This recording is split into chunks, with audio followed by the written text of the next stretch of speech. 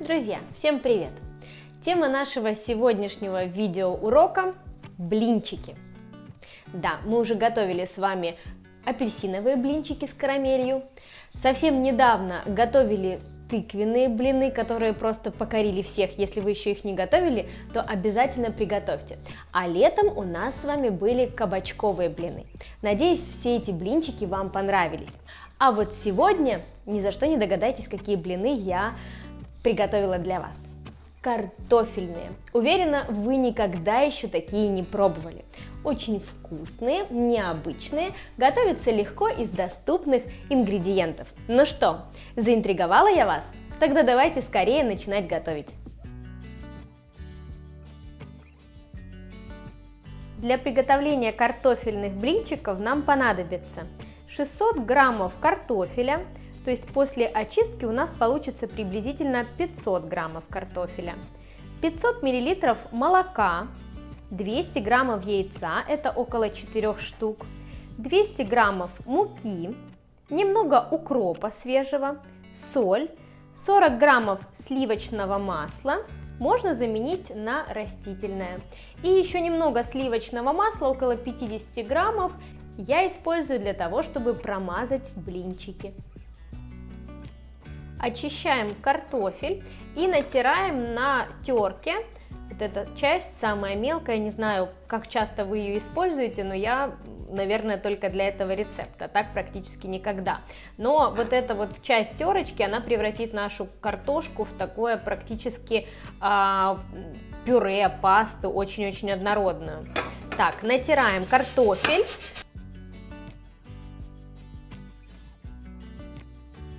Натираю картофель частями, и пока он не потемнел, быстренько забрасываю в молоко. Оп. Так. То же самое проделываю с остальным картофелем. Сок не сливаем никуда, отправляем сюда же в молоко. Отставляем пока наше получившееся картофельное молоко в сторону и нарезаем мелко укроп.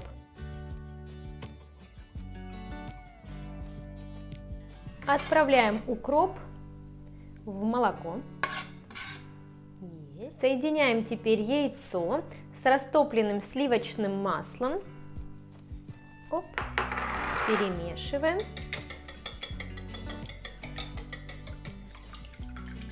Добавляем муку и вымешиваем до однородной консистенции без комочков.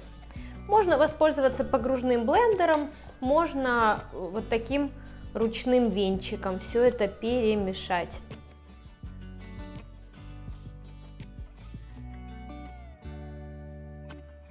Хорошо вымешиваю, чтобы не было комочков. Оп. Получается вот такая однородная консистенция. Теперь добавляем несколько половников нашего картофельного молока. Перемешиваем.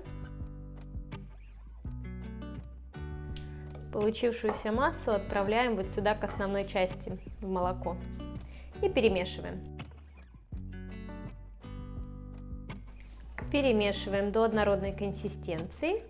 Картофель будет всегда оседать на дне, поэтому при выпекании блинчиков все время нужно все это перемешивать перед тем, как отправить массу на сковородку. Так, остается добавить еще соль. Оп. Солю я щедро, потому как картофель любит соль.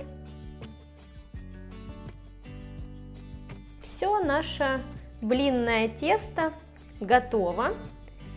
Отправляем его на разогретую сковородку. Сковородку я предварительно смазала растительным маслом буквально один раз. Все зависит, конечно, от качества вашей сковороды. Вот, выпекаю с одной и с другой стороны. Блинчики хорошо переворачиваются, проблем с ними обычно не возникает. И блины я промазываю тонким слоем растопленного сливочного масла.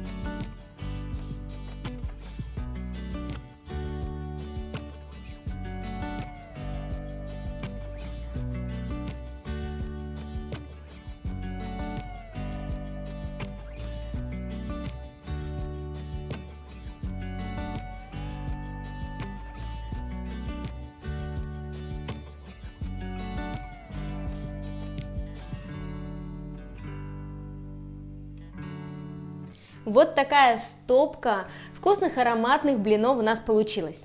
С чем можно подавать такие блины? Мне очень нравится с соленой красной рыбой. Рыбу я солю сама. А еще очень вкусно с обжаренными грибами. Выбирайте сами, какой вариант вам больше нравится. Я здесь нарезала слабосоленую форельку. Так, выложим ее на центр. Оп, есть. Такие блинчики можно взять с собой на работу. Они очень сытные, вкусные. Так, а можно позавтракать такими блинами? Хочешь? Это тебе блин. Оп. А я себе сделаю покрасивее. Чавкать можно за кадром.